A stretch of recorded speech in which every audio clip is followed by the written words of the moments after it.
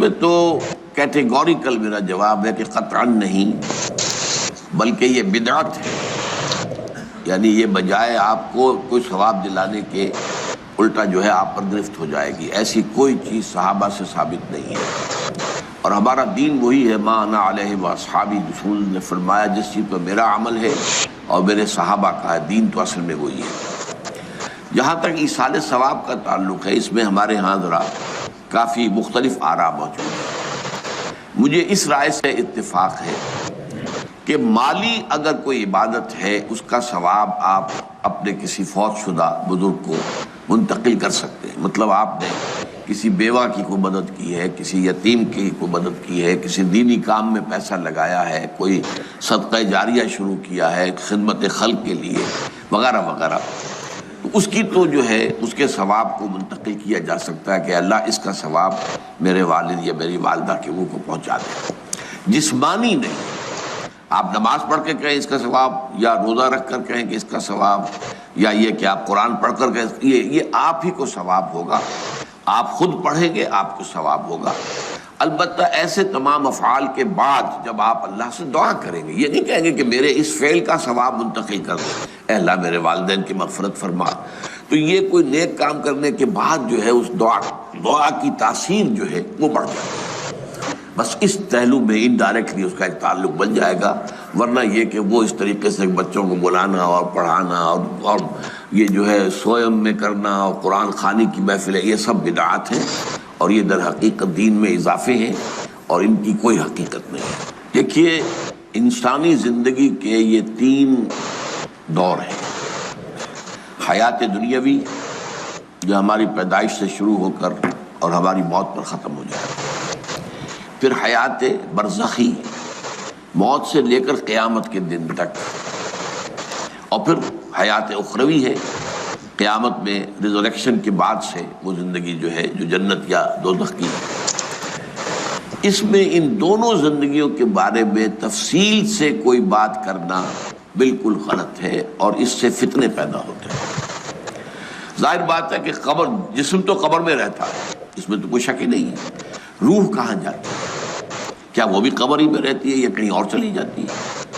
قرآن مجید میں سجین اور اعلیٰ علیین کا ذکر موجود ہے، لیکن یہ تمام چیزیں متشابہات میں سے ہیں. یہ تمام چیزیں قرآن مجید میں سورہ آل عمران کے شروع میں بیان کیا گیا ہے کہ ہم نے یہ کتاب اتاری ہے، اس میں کچھ آیات محکمات ہیں، کچھ متشابہات ہیں. وہ متشابہات کا ایگزیکٹ مفہوم جاننا اس وقت ہمارے لیے ممکن نہیں ہے. یہ تو جب اس عالم میں ہم پہنچیں گے تو معلوم ہوگا کہ ہاں یہ بات تھی کہ جو قرآن مجید میں اس طور سے کہی گئی تھی. لیکن یہ کہ اس وقت جو ہے جتنا کچھ ہمیں حدیث صحیح میں مل جائے یا قرآن میں مل جائے، اس عالم برزخ میں بھی یہ تو ہوتا ہے کہ جو نیک لوگ ہیں انہیں کچھ نہ کچھ جو ہے اثرات اچھے ان پر پڑتے رہتے ہیں، ان کی ارواح پر کہہ لیجیے، اور کچھ جو برے ہیں ان کے اوپر جو آخری انجام ہونا ہے اس کی کچھ ریفلیکشن ہوتی رہتی ہے. جس کو حدیث میں کہا گیا ہے کہ ہر قبر جو ہے وہ یا تو جنت کے باغیچوں میں سے ایک باغیچہ ہے یا دوزخ کے گڑھوں میں سے ایک گڑھا ہے. یا کہیں کہہ دیا جاتا ہے کہ کھڑکی کھول دی جاتی ہے اس میں، یا جنت کی طرف سے ٹھنڈی ہوائیں آئیں، خوشبوئیں آئیں، اور یا دوزخ کی طرف سے کہ آگ کی لپٹ آئے. دوزخ میں داخل ہوں گے قیامت کے بعد ہی، اور جنت میں داخل ہوں گے قیامت کے بعد ہی، لیکن اس کے کچھ آثار پڑنے شروع ہو جاتے ہیں. وہ جس کو انگریزی میں آپ کہتے ہیں coming events cast their shadows before, بعد میں آنے والے واقعات جو ہیں ان کے کچھ سائے جو ہیں پہلے سے آنے شروع ہو جاتے ہیں. تو اسی طرح سمجھیے کہ جو کچھ آخرت میں کسی انسان کے ساتھ ہونا ہے اس کا ایک عکس جو ہے وہ عالم برزخ میں شروع ہو جاتا ہے. اسی لیے قرآن مجید میں یہ بھی آیا ہے کہ یہ جو آل فرعون تھے یہ صبح و شام جہنم پر پیش کیے جاتے ہیں، اور قیامت کے دن پہ کہہ دیا جائے گا ادخلوا آل فرعون نار، ان کو داخل کر دو آگ کے اندر. تو یہ اس حد تک. باقی یہ ہے کہ تفصیل میں جانا، ہاں ایک رائے ہے، یہ شاہ ولی اللہ دہلوی رحمۃ اللہ علیہ کی، اگر ان کی رائے نہ ہوتی تو میں اسے بیان بھی نہ کرتا. لیکن یہ کہ وہ ایک بہت بڑے محدث اور بہت مفکر اور دین کے فلسفے سے بہت بڑے واقف انسان تھے.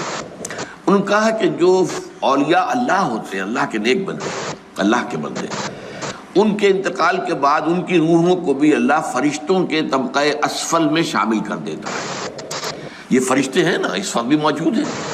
ابھی شاید اگلے ہی جمعے میں وہ حدیث جو ہے اس کا بیان آئے گا کہ جب بھی کسی گھر میں اللہ کے گھر میں کچھ لوگ اس لیے جمع ہوں کہ اللہ کی کتاب پڑھیں اور سمجھیں اور سمجھائیں تو ان کے اوپر فرشتے گھیرا ان کا ڈال لیتے ہیں اور ان پر اللہ کی طرف سے سکینت نازل ہوتی ہے اور رحمت نازل ہوتی ہے اور اللہ ان کا ذکر کرتا ہے فرشتوں کے پاس. دیکھو میرے بندے تم کہتے تھے یہ فساد مچائے گا, دیکھو یہ بھی تو ہے نا جو میرے کلام کو پڑھنے کے لیے میرے گھر میں جمع ہے.